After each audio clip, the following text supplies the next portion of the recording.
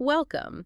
We are zeroing in today on a cultural and commercial powerhouse that managed to blend two seemingly disparate genres, true crime and comedy, into a single massive entity. We're talking about a weekly true crime comedy show that debuted back in 2016. And it completely defined an entire generation of content creation. It's a truly fascinating media phenomenon. Yeah. And it's not just the scale of the success that's so interesting, but it's how this show intentionally built an empire. An empire built around two very human responses, right? Exactly. Intense anxiety about safety, Yeah. and then the need for communal empathy and humor to sort of process that anxiety. So our goal here is to really uncover the full biography of this program. We're going to examine its unique structure, the high-stakes evolution of its business, and, of course, the fervent fan culture that propelled it. And we are strictly drawing on the specific facts and details provided in the source material. Okay, so before we even get into the hosts or the content, we have to ground this conversation in the numbers, because the sheer magnitude of the audience and financial power here is it's key. It really is. And this was not a slow burn success story at all. The first episode of this show was released on January 13th, 2016. And the speed is what's so astonishing. Right out of the gate, it debuted at number 25 on the iTunes podcast charts. Which, for a totally independent launch, I mean, that suggests either immense luck or that they were filling a powerful, untapped niche immediately. It was such a clear signal of demand. But that initial performance, it only scratches the surface of the dominance that came next. Oh, yeah. The trajectory just continued upward really aggressively for the next 2 years. To the point where by April 27, 2018, the show peaked dramatically at number 3 overall on the charts. And that peak wasn't some kind of anomaly. It really established a long-term pattern. It consistently lands within iTunes' top 10 comedy podcast chart. Which demonstrates remarkable and sustained staying power in what is now an incredibly crowded field. I mean, when you have that kind of market penetration, it shifts from being just popular to being an industry trendsetter. And that market penetration, it translates directly into metrics that are frankly astonishing. According to data from 2020, the program was achieving a staggering 35 million downloads per month. Just think about that number. Yeah. 35 million downloads every 30 days. It's a figure that puts the show in the absolute top tier of all auditory content globally. It really establishes the groundwork for everything else we're going to discuss. It shows this is a major, large-scale media phenomenon, not just some successful niche show.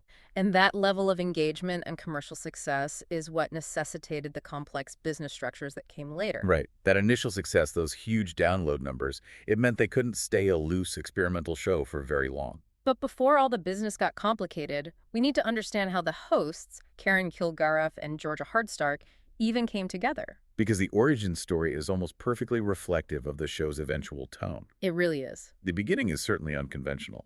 You might assume hosts with that kind of immediate chemistry would have, known each other for years on the comedy circuit. But no, the source material says they met at a Halloween party back in 2014. A Halloween party? And wait, they bonded over a violent car accident witnessed at South by Southwest. That's right. That is the most perfectly on-brand origin story imaginable.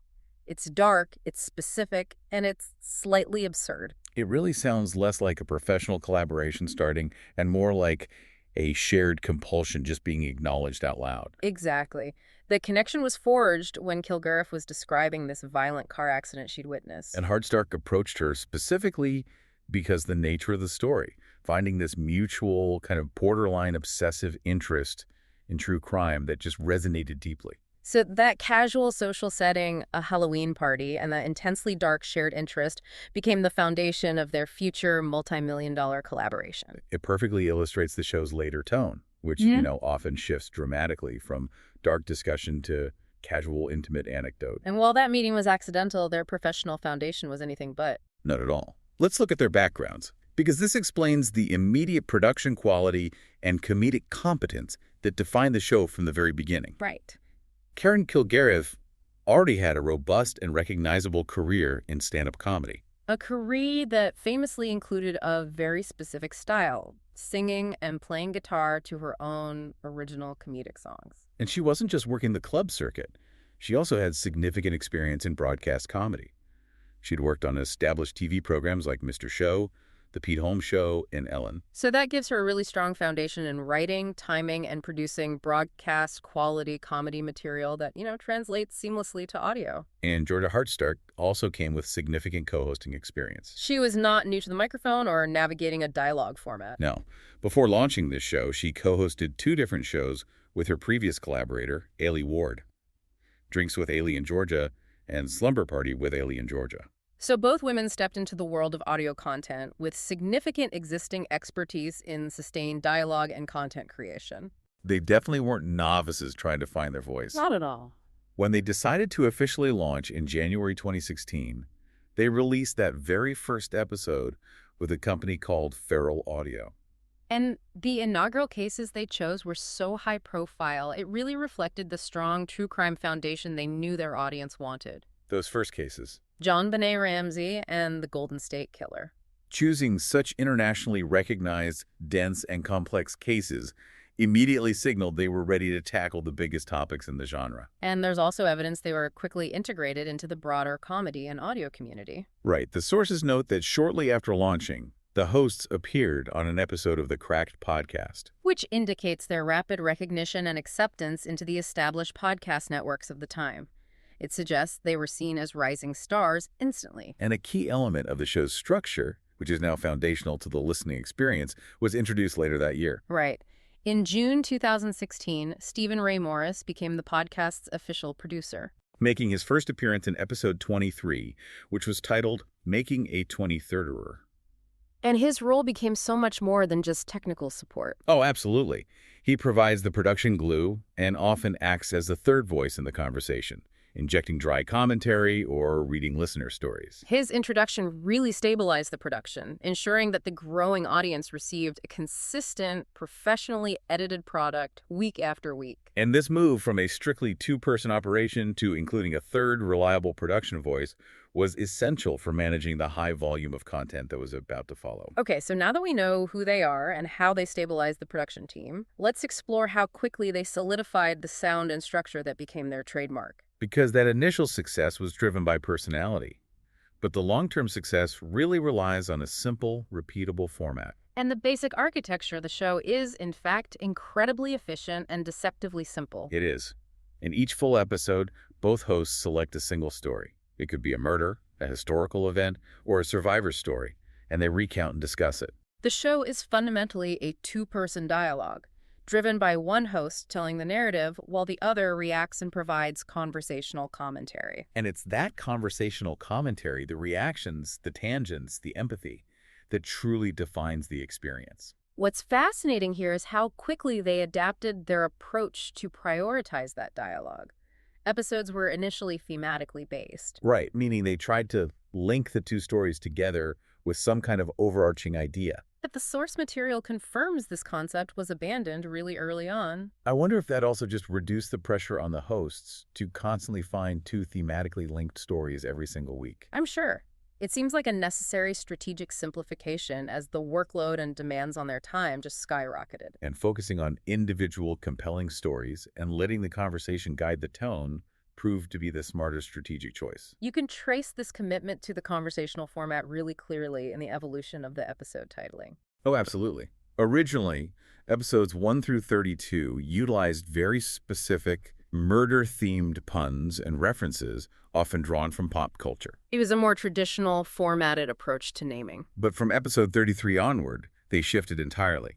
The titles stopped being puns and started being based on an in-joke or a memorable, often spontaneous phrase that arose during the actual conversations within the episode. And that strategic shift, it reflects their commitment to the genuine reactive nature of the show over some rigid, prepared structure. The title became a kind of badge of honor for the listener. A shared secret. Exactly. A shared secret or a moment of comedic intimacy from that week's discussion. It really emphasizes the listener's relationship with the hosts as primary, even over the case details. And they also established a very specific dual format and release schedule that ensured maximum audience retention and content output. Essentially offering listeners something new twice a week. That's right. Full episodes are released weekly on Thursdays, and they are substantial, ranging anywhere from 60 to 120 minutes in length. But they also introduced the minisodes on Mondays. which are shorter, typically 30 to 45 minutes long, designed to bridge the gap between the main content drops. The minisodes, too, saw a significant evolution in their content.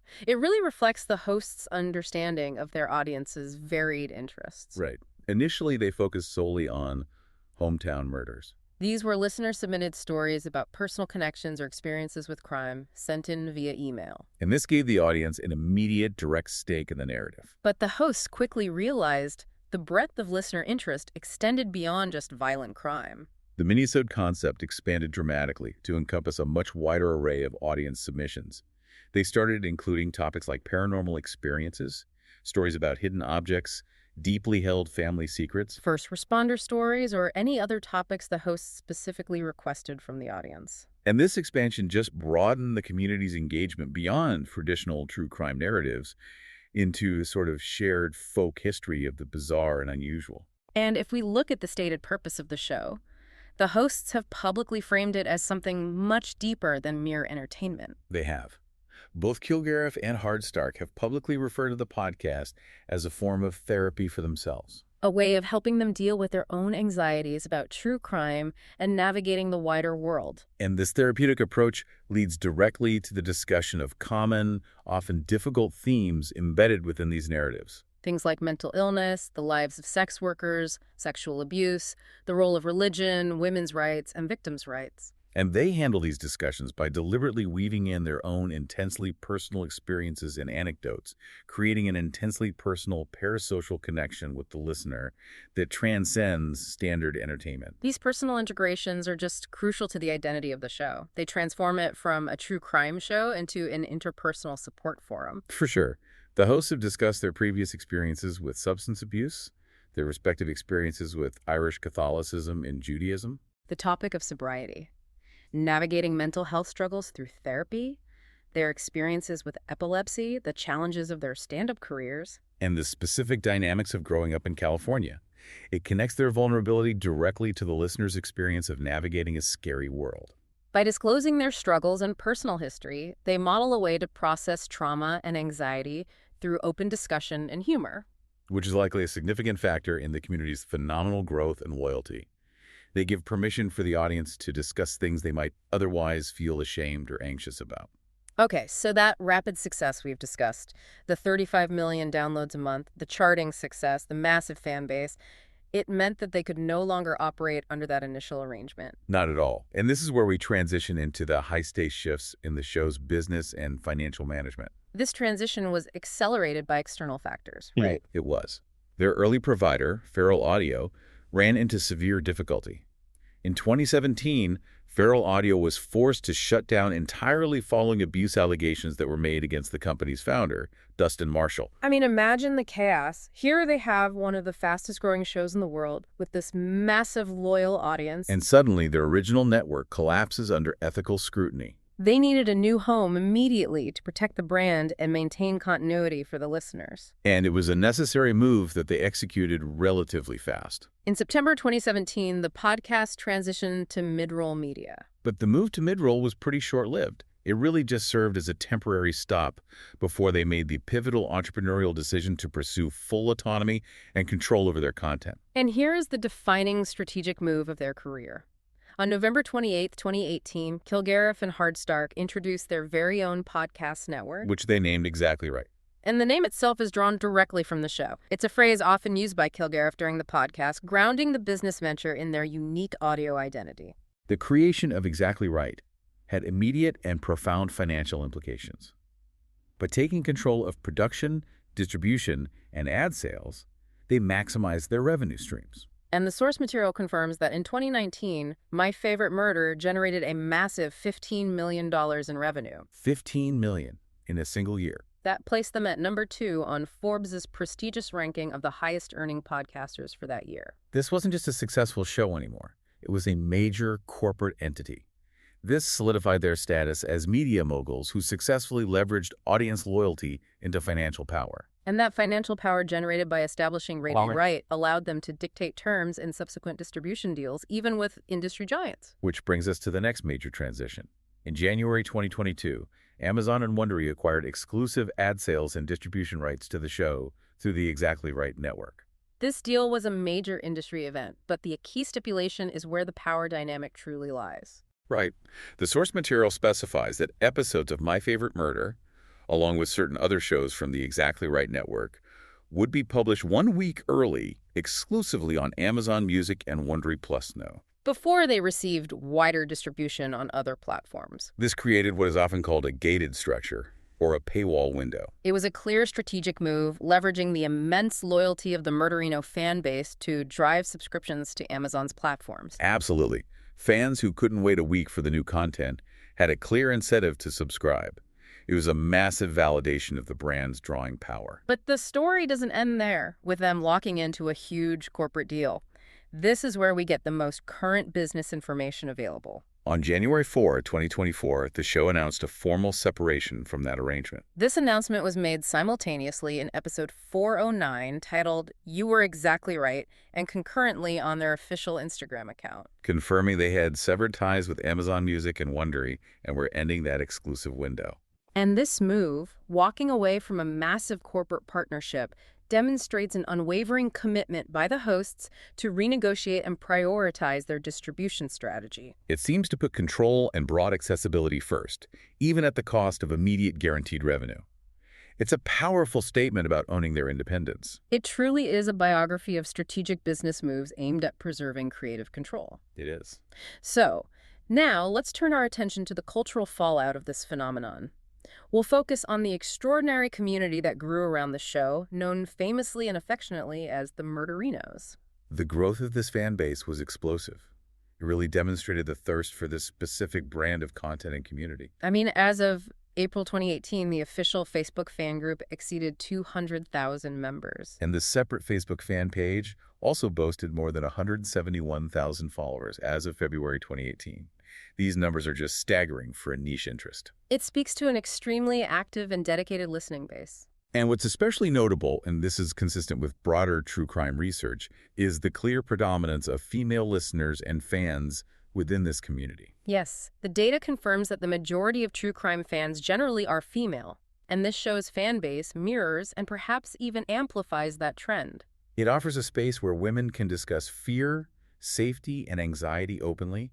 And, of course, the identity of this community rests on that famous term, murderinos.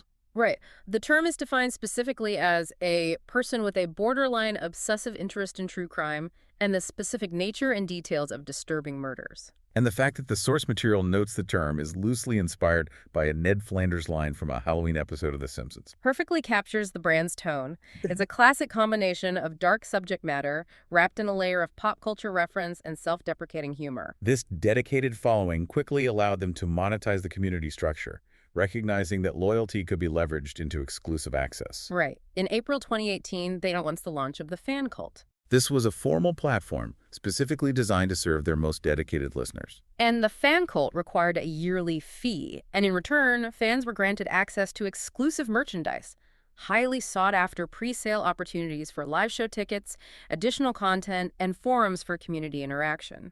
It was an ecosystem built entirely to serve the loyal listener, providing both exclusive goods and a structured place for community. And furthermore, they developed specific, large-scale live events to engage the community directly. For example, in November 2019, they hosted a weekend-long fan event called My Favorite Weekend in Santa Barbara, California. Turning a podcast experience into a full-scale physical gathering.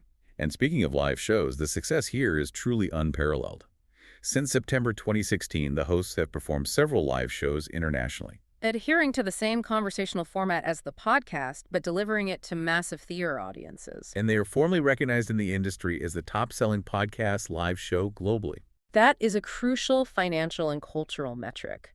It proves that the intimacy of the audio experience translates perfectly to the high energy of a massive stadium or theater environment. We should also note that the logistics of these massive tours are managed by Vince Averill, who is Georgia Hardstark's husband. Which really integrates the business deeply into their personal and family lives. For sure.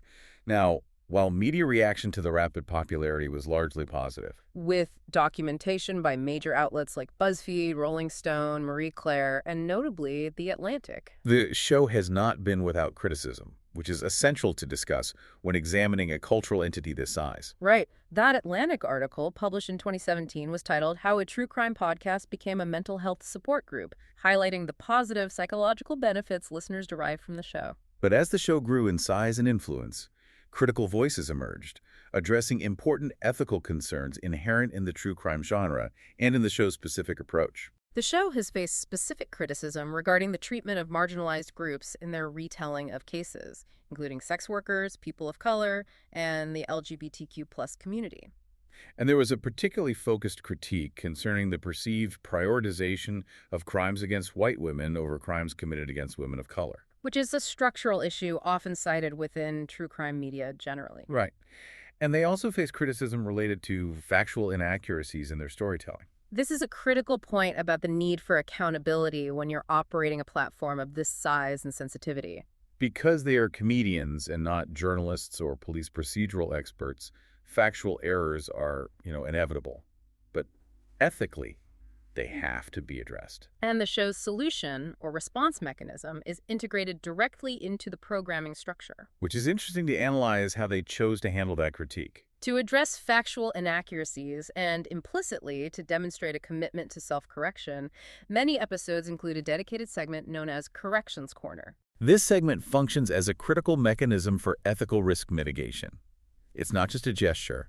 It's a necessary structural element for a brand that generates $15 million a year, talking about sensitive real-life tragedies. By formally dedicating airtime to admitting errors, correcting details, and acknowledging listener feedback, they manage to maintain credibility. And reinforce the idea that they are accountable to their community, even if the critique stems from deeper structural issues in true crime reporting. It allows them to self-police within the flow of the conversation. That commitment to self-correction really speaks to their seriousness, despite the comedic wrapper. It does. So let's transition now to the specific legacy and spin-offs, demonstrating how the show leveraged its initial success into a full network and even influenced significant, high-profile true crime cases. The connection to the Golden State Killer, or GSK case, is a persistent and influential thread that runs throughout the podcast's history. Right from the beginning. Right from the beginning. The GSK case was, notably, one of the two featured narratives in that very first debut episode. Furthermore, they frequently discussed the true crime book, All Be Gone in the Dark, written by Michelle McNamara, which was instrumental in refocusing public and media attention on that unsolved case. And given their massive audience of true crime aficionados, the source material confirms that the book and McNamara's exhaustive work found a large, receptive, and motivated fan base through the podcast. The podcast then cemented this influential connection with specific, high-profile guest appearances. Episode 115, titled I'll Be Gone in the Dark at Skylight Books, was a significant crossover event. It featured McNamara's widower Patton Oswalt, along with Paul Haynes and Billy Jensen, discussing the emotional process of completing the book following McNamara's untimely death. And Oswalt provided very specific, poignant details about McNamara's writing process. He noted that she would, for example, make era-appropriate playlists to help her fully immerse herself in the proper mindset of the time period she was researching. He also discussed the intensely bittersweet experience of finishing the project, explaining that, in a psychological sense, not having the book done meant she was still there. That level of detail and intimacy with the subject matter brought the case and McNamara's legacy directly to millions of listeners. And this intimacy with the material was amplified dramatically when the arrest of the Golden State Killer occurred shortly thereafter. Right. Episode 118, titled Golden State Serial Killer Caught, was released immediately after the arrest on April 26, 2018, and featured Billy Jensen discussing the arrest and detailing his contribution to completing McNamara's book. And the investigative discussion continued to unfold on their platform. Episode 122, titled Surprise, It's Paul Holes, featured both Billy Jensen and the famed Golden State Killer investigator, Paul Holes, who provided deep, immediate insight into the case. And he specifically highlighted the enduring impact of Michelle McNamara's exhaustive work on the investigation's resolution. This strong collaboration in the GSK sphere led directly to a major spin-off, demonstrating how their flagship show fostered new content. Following their shared involvement in the media surrounding the case, in 2019, Billy Jensen and Paul Holes launched their own show, Jensen and Holes, The Murder Squad. Produced through Kilgariff and Hardstark's Exactly Right network. The show's premise was discussing unsolved cases with listener contributions, leveraging the Murderino community's passion for investigation. However, the source material does note that despite its initial high profile, this particular show was later canceled in 2022. Right, due to sexual misconduct allegations against one of the hosts, Billy Jensen. This again highlights the necessity for the network to remain vigilant and accountable to the ethical standards of its community, even across its spin-off content. And beyond the network, the hosts themselves produced significant literary output based on their success. They leveraged their catchphrase into a co-written book titled Stay Sexy and Don't Get Murdered. This dual memoir, which uses the show's signature sign-off as its title, was released on May 28, 2019 through Forge Books. And it frames their life stories and personal anecdotes through their signature focus on true crime and personal safety, essentially translating the intimacy and tone of the show directly onto the page.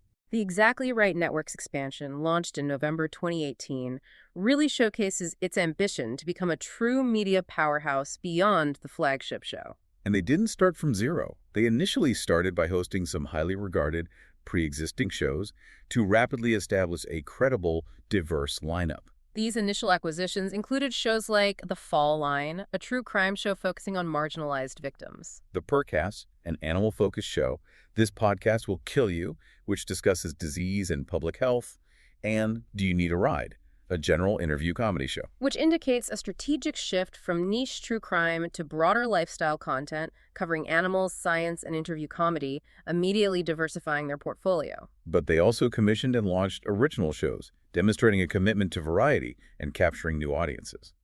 We already mentioned Jensen and Holes. The Murder Squad is the first major original show. Their current lineup further illustrates the network's commitment to diversity across multiple audience segments. We see general comedy and conversation with I Said No Gifts, where host Bridger Winnegar chats with guests, and Bananas, which discusses strange global news. Other successful network additions include Adulting with Michelle Buteau and Jordan Carlos, the television analysis show That's Messed Up, and SVU podcast, which combines true crime themes with pop culture analysis and I Saw What You Did.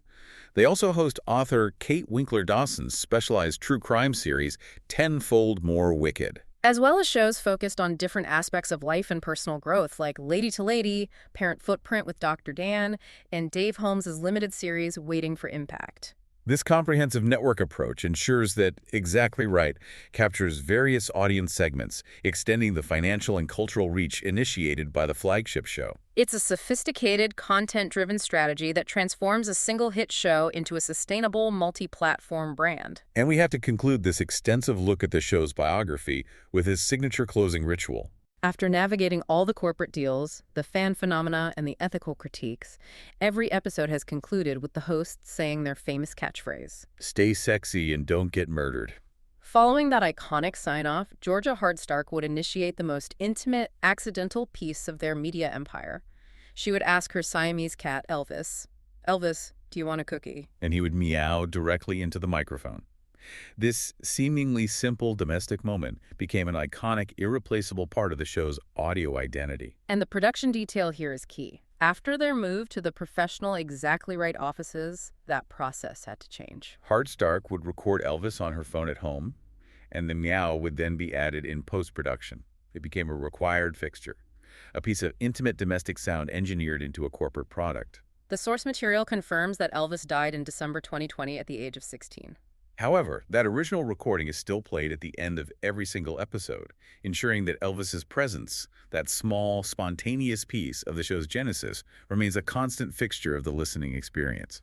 Even after the source of the sound is gone. So what does this all mean? We've traced the evolution of this phenomenon from an unconventional meet-cute in 2014 to a multi-million-dollar media empire that redefined how women discuss fear, trauma, and anxiety. They successfully navigated crucial business transitions, like the feral audio crisis and the recent separation from the Amazon Wondery exclusive deal, demonstrating an enduring commitment to maintaining brand control and identity. And critically, they transformed what could have been a purely exploitative format into a powerful, active community support group. Albeit one that has to constantly address and self-correct based on valid criticisms regarding representation and factual accuracy. They successfully leveraged a personal compulsion. the interest in true crime, into a globally recognized business brand that thrives on intimacy and vulnerability. And here's where it gets really interesting, something for you to mull over. The biography of this media entity shows they could shed massive corporations like Wondery and Amazon, walking away from guaranteed revenue when the terms didn't suit them. Yet they cling religiously to the recorded meow of a deceased cat as their final audio signature. In the age of corporate podcasting, is the most valuable asset a media empire owns not its IP, but the one small accidental sound of genuine domestic intimacy. It makes you wonder if that intentional preservation of vulnerability is the secret ingredient no amount of corporate money can buy or replicate. Stay sexy and don't get murdered. Thanks for listening.